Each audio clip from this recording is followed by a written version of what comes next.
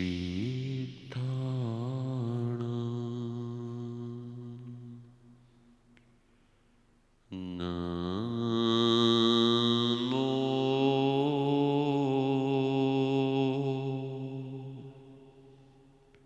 आयर्याणं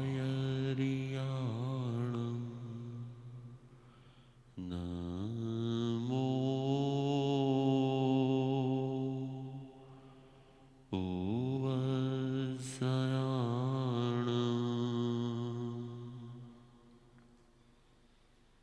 नमो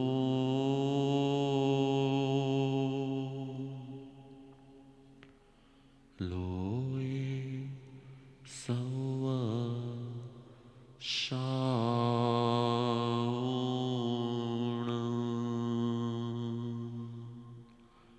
ईशो पञ्च नमो कारो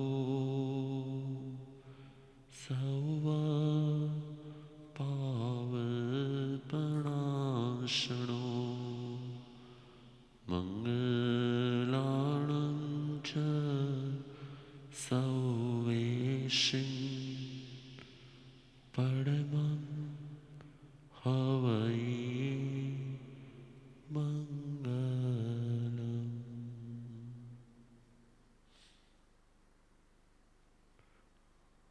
और एक के बाद एक दिन, और एक के बाद एक दिन आज आप सुनेंगे भगवान महावीर ने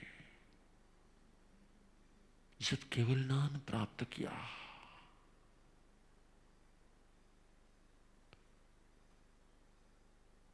अनंत ज्ञान प्रकट होने के बाद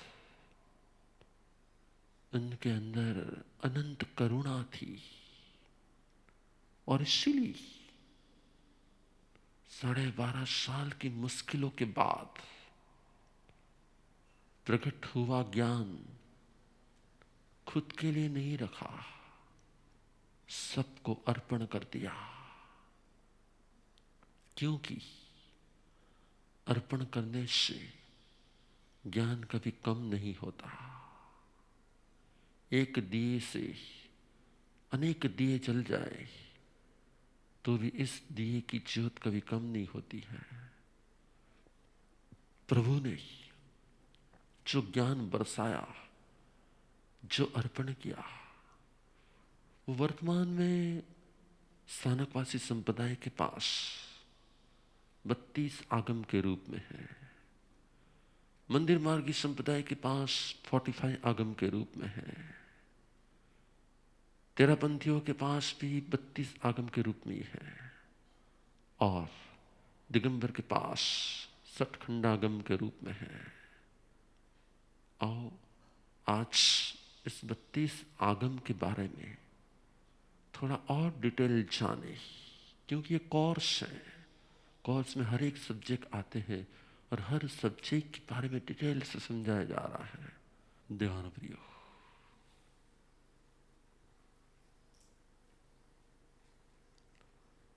सत्य का जो दर्शन कराता है ना, उसे सूत्र कहा जाता है, उसे आगम सूत्र कहा जाता है। सोचो,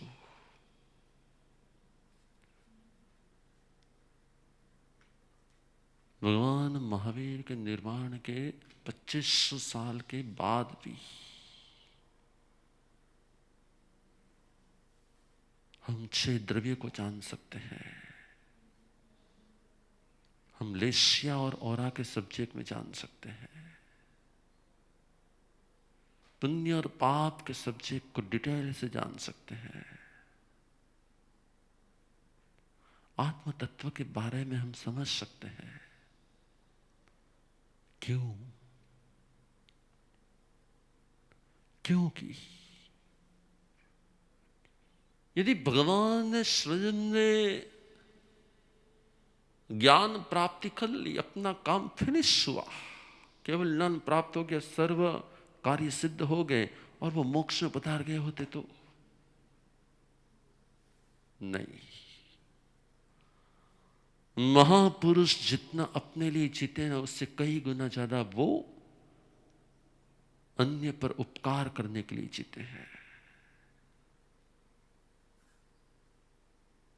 महावीर चाहते ना तो राजमहल से भी अपना केवल ज्ञान प्राप्त करके मोक्ष में पधार सकते थे, लेकिन महावीर को मालूम था कि मेरा खुद का ही कल्याण करना वो तो मेरा स्वार्थ है, सबका कल्याण हो वही मेरा परमार्थ है।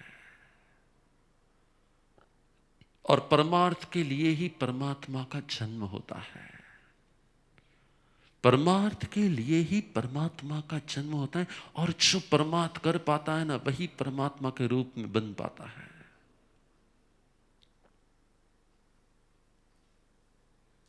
चलो समझ सकते हैं कि महावीर ने केवल ज्ञान प्राप्त कर लिया, लेकिन जब उन्होंने केवल ज्ञान प्राप्त करके उपदेश देना स्टार्ट किया ना, क्या हुआ? पहले तो लोग आने के लिए तैयार नहीं थे, लेकिन देखा कि यहाँ देवलोक के देव आते हैं और बहुत दुदुम भी बजा रहे हैं, अहो अहो ज्ञानम अहो ज्ञानम। तो लगा कि कुछ है तो सही, चलो जाते, क्या है कैसा है। आए कुतूहलता से, बहुत सारे लोग भी आए, सुना नहीं सुना चले गए। अब महावीर की बात को भी, केवलज्ञानी महावीर की बात को भी, जिसके केवलज्ञान के उत्सव को मनाने के लिए देवलोक के देव आते थे, इस भारतवर्ष के मनुष्य किस प्रकार के थे, किस प्रकार के थे? महावीर की बात को सुनने के बाद भी ठीक है, वो कुछ कहता है, वो कुछ बोलता है, मालूम नहीं पड़ता वो क्या बोलता है, वो क्या त्याग, क्या वैराग्य, क्या ज्ञान, क्या अहिंसा, क्या हिंसा। खाना पीना दे दे तो अच्छी बात है। मुझे तो लगता था कि इतना बड़ा कुछ है तो वहाँ पे कुछ खाना पीने का कुछ होगा, तो इसलिए मैं आया था, लेकिन यहाँ पे तो कुछ नहीं। चलो चलो। अब महावीर की प्रथम देशना, हजारों लोग आए, लेकिन सब महावीर को देखकर चले गए, सब महावीर को सुनकर चले गए, सब महावीर की आसपास की समूह शरण की रुद्धि को देखकर चले गए। किसी को ऐसा नहीं लगा कि नहीं यही सत्य है, यही तथ्य है, और बस मुझे इस सत्य के आधार पर मेरा जीवन समर्पित कर देना है। फिर भी महावीर लकी थे, फिर भी महावीर लकी थे कि जैसे ही दूसरे दिन उन्होंने राजगृह में अपना द्वितीय समूह शरण रचा और जब देशना देनी शुरू की, महावीर तो लकी थे कि दूसरे दिन, महावीर तो लकी थे कि दूसरे ही दिन उनकी देशना को सुनते ही कई आत्माएं, इंद्रपति गौतम, अग्निपति गौतम, वायुपति गौतम, ऐसे 11 गणधर से लेकर एक ही दिन में हजारों आत्मा ने प्रभु का शरण ग्रहण कर लिया, क्योंकि महावीर लकी थे। मैं भी लास्ट कितने दिनों से, हेलो, आया नहीं कुछ समझ में कुछ? वो महावीर लकी था। कौन? तीर्थंकर महावीर लकी था। इसलिए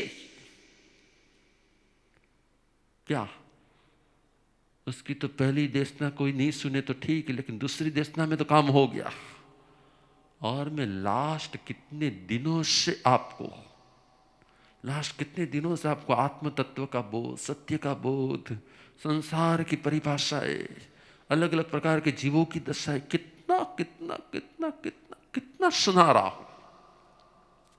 और हर दिन आशा रखता हूं, आज नहीं तो कल, कल नहीं तो परसों कोई लाइव में खड़ा हो जाएगा, कहेगा भगवान बस, गुरुदेव बस, सदियामी पतियामी रोयेमी फाशेमी पालेमी अनुपालेमी, आज आई एम रेडी। जैसे ही लॉकडाउन पूरा होता है मैं आपके पास आता हूं और बस संयम जीवन को स्वीकार करके मेरा आत्म कल्याण कर लेना है। मुझे अब लॉकडाउन के पीरियड में रहते रहते मालूम पड़ गया है कि संयम मेरे से हो सकता है, त्याग मेरे से हो सकता है, सभी चीजों के बिना मैं रह सकता हूं। अब मुझे भी संयम जीवन पालना है। मैं भी रोज रात देखता हूं, आज नहीं तो कल, कल नहीं तो परसों शायद मेरे भगवान की वाणी किसी के हार्ट तक पहुंचे। लेकिन जब महावीर ने दूसरी देशना देनी शुरू की ना, और महावीर का नयन किसके ऊपर? पधारे हुए गौतम के ऊपर। और जैसे ही महावीर का नयन गौतम पर, गौतम का नयन महावीर पर, जाने कि जन्म जन्म जन्म जन्म का कनेक्शन था। पहली बार में हराने के लिए जो आया था वो खुद ही समर्पित हो गया। और वो महावीर को देखते देखते देखते, महावीर की आंखों से बरसते हुए प्रेम और प्रज्ञा के उस कनेक्शन को देखते देखते देखते इतना समर्पित हो गया, इतना समर्पित हो गया कि वो आत्मा प्रभु के शरण में।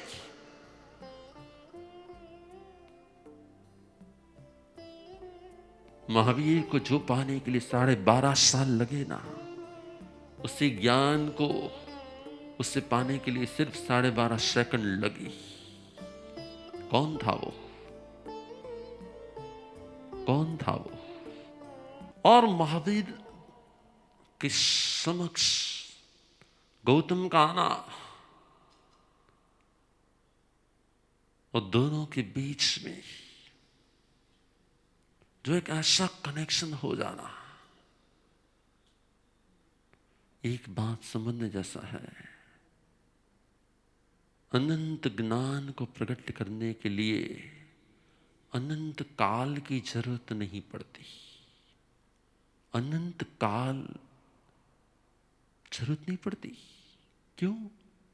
ताकि अनंत ज्ञान को प्रकट करने के लिए पल का विनय, पल की समर्पणता, पल का अहोभाव और परमात्मा के प्रति निर्विकल्प विनय की जरूरत पड़ती है। विनय होता है बहुत लोगों में, लेकिन वो विनय हमेशा के लिए विकल्प वाला होता है। मुझे अनुकूल लगता है, हाँ उन्होंने मुझे ये करने का कहा है, बराबर, हाँ मुझे ये करना चाहिए। और यदि मुझे लगता है उन्होंने तो कहा है लेकिन मुझे ये तो बराबर नहीं लगता और मैं नहीं करता। बराबर लगता है इसलिए करना, इसको विकल्प विनय कहा जाता है। गौतम महावीर की शरण में एक पल में निर्विकल्प विनय के, निर्विकल्प समर्पणता के अधिकारी हो गए। उन्होंने कह दिया कि मेरी आंख की पलकार पर मेरा अधिकार नहीं है, मेरा चलता नहीं, उसके सिवा मेरा मन, मेरा वचन, मेरी काया, आज से मैं आपको समर्पित करता हूं।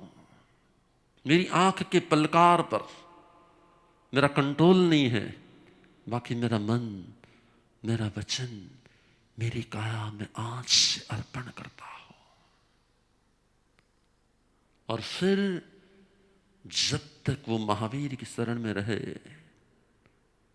कोई विकल्प नहीं था, कोई विचार नहीं था, किसी भी प्रकार का महावीर ने कहा और उसके ऊपर उसकी कोई अंदर से कोई आर्गुमेंट्स नहीं थी। और उसी महावीर के जमाली महावीर के पास आए, महावीर के पास दीक्षा भी ली, महावीर के शरण में भी आए। लेकिन जब भी महावीर कुछ कहते थे, अच्छा ऐसा होता है, हाँ, तो फिर वो चेक करते थे, हाँ ऐसा होगा, महावीर कहते तो होगा, नहीं ऐसा कह, लेकिन मुझे तो नहीं लगता, अच्छा इसका ये कह रहे तो उसकी जो समर्पणता थी वो विकल्प वाली समर्पणता थी। खुद को लगे कि बराबर तो एक्सेप्ट, और खुद को लगे कि नहीं है बराबर तो आर्गुमेंट्स। जहां अपनी समझ से एक्सेप्ट हो और अपनी समझ से आर्गुमेंट हो, वो चाहे लाख विनय हो, फिर भी वो विकल्प वाला विनय होता है। और जहां विकल्प वाला विनय होता है ना, वहां पे कभी आत्म विकास नहीं होता।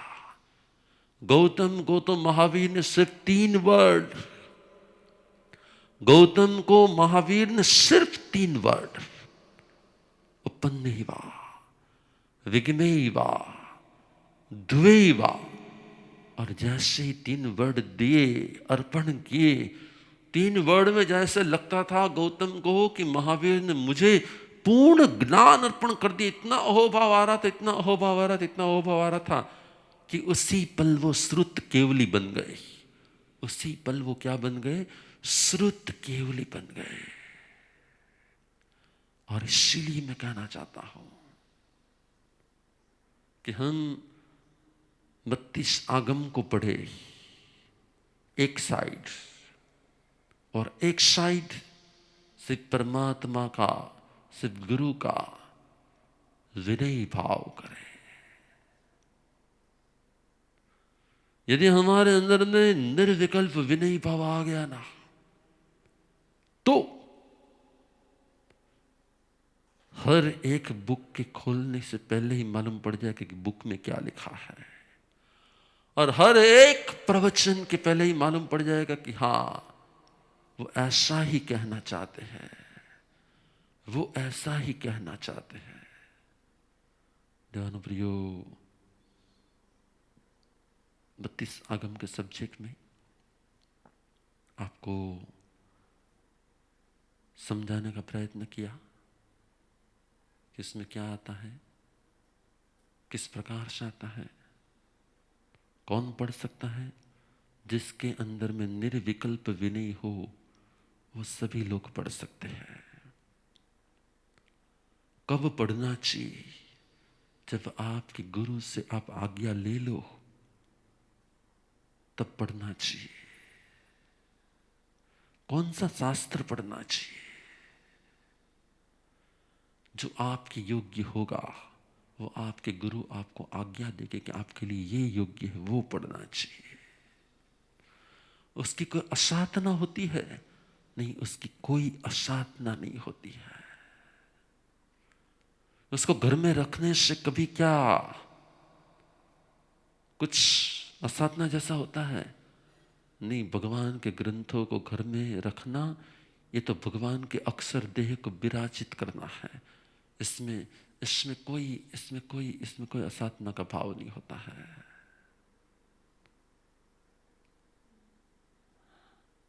शास्त्र दो प्रकार के होते, कालिक उत्कालिक। किसी का अलग समय होता है पढ़ने का और किसी का अलग समय होता है पढ़ने का। गुरु जब आपको आज्ञा दे देते हैं कि आपको ये पढ़ना है, तब आप उसे पढ़ सकते हैं। उसका समय भी आपको साथ साथ में दे देते हैं। अभी हमारे यहाँ पे सभी संसती जी 32 आगम को पढ़ रहे हैं। हमें हर एक शास्त्रों के रहस्य को जानने का भी विनय करना है। श्रेष्ठ तो है आप विनय से ही सभी ज्ञान प्रकट कर ले, लेकिन यदि आपके अंदर में विकल्प है तब शास्त्रों को पढ़ के भी अपने विनयी भाव को बढ़ा सकते हैं। અત્યારના મંદામી ગુરુદેવ તમે સુખ શાતામાં હશો. ગુરુદેવ મારે ખાલી આજે આગમનું જાણ્યું એમાં જ એટલા મને અભાવ થઈ ગયા છે કે હવે મને એમ લાગે છે કે આ બધા જે ક્વેશ્ચન્સ મારા માઇન્ડમાં છે લાઈફના બારેમાં, સોલના બારેમાં, તો મને હવે આપનાથી આજ્ઞા જોતી હતી અને કે ને કે કયો આગમ મારે વાંચવો જોઈએ, अभी કયો યોગ્ય છે. शुरुआत में सबको उपासक दशांग सूत्र पढ़ना चाहिए। उपासक दशांग सूत्र 10 श्रावकों का अधिकार है।